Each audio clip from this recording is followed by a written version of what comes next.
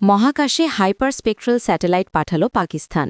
Follow করুন, উত্তর পশ্চিম চীনের জিউকোয়ান স্যাটেলাইট লঞ্চ সেন্টার থেকে H1 স্যাটেলাইট উৎক্ষেপণ করা হয়।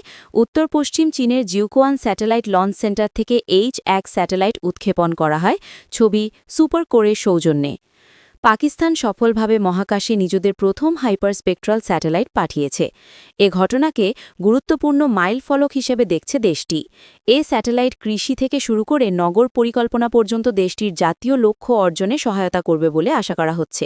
পাকিস্তানের মহাকাশ সংস্থা সুপারকো আজ রোববার উত্তর পশ্চিম চীনের জিউকোয়ান স্যাটেলাইট লঞ্চ সেন্টার থেকে H1 স্যাটেলাইটের সফল উৎক্ষেপণের কথা জানায়। হাইপারস্পেকট্রাল স্যাটেলাইট ভূপৃষ্ঠের এমন সূক্ষ্ম রাসায়নিক বা বস্তুগত পরিবর্তন শনাক্ত করতে পারে যা প্রচলিত স্যাটেলাইটের পক্ষে সম্ভব নয়। এ কারণে ক্রসের গুণগত মান পর্যবেক্ষণ, পানি সম্পদ ব্যবস্থাপনা বা প্রাকৃতিক দুর্যোগের ক্ষতি নিরূপণের মতো কাজে এটি অত্যন্ত কার্যকর।